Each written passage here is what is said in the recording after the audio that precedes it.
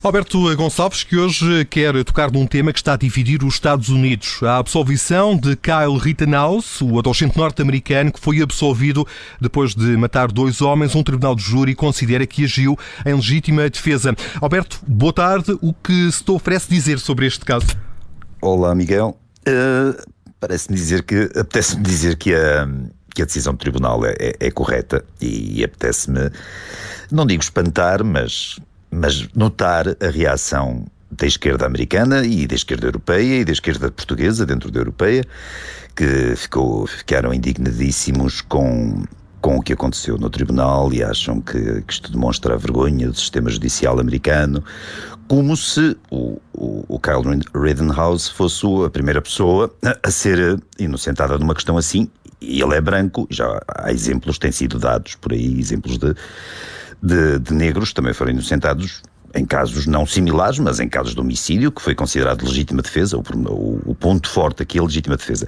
Só para contextualizar quem não conhece o caso, é o seguinte: há pouco mais de um ano, há quase um ano e meio, um cidadão negro na cidade de Kenosha, no Wisconsin, foi morto pela polícia na sequência de uma detenção que correu mal e que esse cidadão puxou de uma faca e um polícia disparou, talvez com excesso de zelo, não faço ideia, mas a verdade é que disparou uma série de tiros e ele não matou, o homem não morreu, peço desculpa, o homem ficou, acho que inutilizado das pernas, da cintura para baixo, ficou semi-paralisado, não é? Na sequência disso houve uma série de daquilo que alguns mídias americanos, e infelizmente mídia que em tempos foram credíveis, como o New York Times e assim, a CNN nunca foi especialmente credível, mas outros foram, e alguns mídias chamaram aquelas manifestações que seguiram à morte desse cidadão, aos ferimentos nesse cidadão negro, chamaram-lhe manifestações pacíficas. Foram manifestações pacíficas que se dedicaram a saquear e a incendiar propriedade privada. Essencialmente foi isso. E a polícia, porque não pôde ou porque não quis, não fez nada. E na sequência dessa apatia policial, uma série de cidadãos da própria cidade de Kenosha e de cidades vizinhas juntaram-se armados, porque o vigilantismo não é uma coisa que eu possa levar por aí além, mas em último recurso, é um recurso, e nos Estados Unidos há uma tradição, às vezes louvável, outras vezes condenável. Neste caso não parece que seja condenável. Foram uma série de pessoas armadas para impedir que os motins continuassem e os saques e os incêndios continuassem nos dias seguintes, já que a polícia não tinha feito nada. Uma dessas pessoas foi um rapaz de 17 anos chamado Kyle Rittenhouse, que entretanto já tem 18, que estava junto com essas milícias e foi não há nenhum testemunho, não há ninguém que diga que ele tenha provocado alguém, que tenha desafiado alguém. Andava armado, é verdade, veio de uma cidade muito próxima, a uns 30 km de distância, e foi atacado por um pequeno grupo.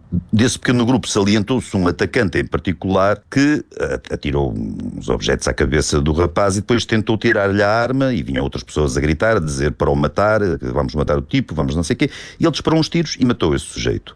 Na sequência disso, vem outro tipo que lhe começa a dar com um skate na cabeça e ele disparou um tiro e matou esse sujeito.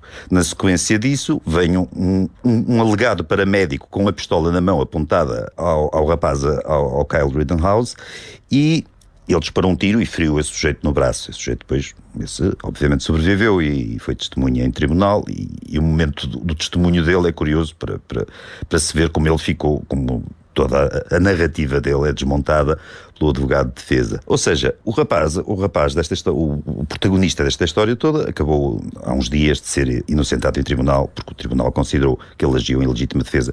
E como agora com os telemóveis há filmagens de vários ângulos de tudo o que se passou, e parece genuinamente que ele agiu em legítima defesa.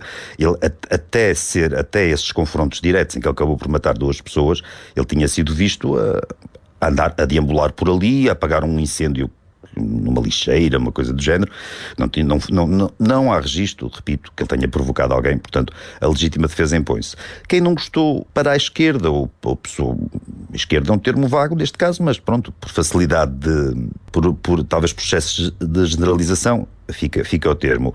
Para a esquerda, e aqueles que defendem as manifestações pacíficas que acabam a destruir propriedade privada, a decisão do tribunal foi uma vergonha, e este rapaz é um supremacista branco. Ora, cabe dizer que as duas pessoas que ele matou e a pessoa que ele feriu, são brancas. Não há nenhum negro nesta história toda, não há nenhum indício, o rapaz em questão não tem qualquer cadastro, não se lhe conhecem simpatias racistas ou segregacionismos raciais ou qualquer apetência desse género, mas, no entanto, a imprensa e alguns políticos, e infelizmente alguns de destaque nos Estados Unidos, pintam-no como um segregacionista branco. Ora, é o retrato da situação que está neste momento nos Estados Unidos, em que há um movimento que está a fazer tudo. É um movimento que não é propriamente, não é representativo de uma maioria, com certeza, porque há muita gente, quando eu falo da esquerda americana, imagino que haja muita gente à esquerda que não acha que esta situação já ultrapassou alguns limites. E este tipo de movimento só dá força, e por mim, tanto me faz, nada contra. Quando as pessoas se perguntam como é que é possível que o Sr. Trump tenha sido eleito, está aqui uma das razões.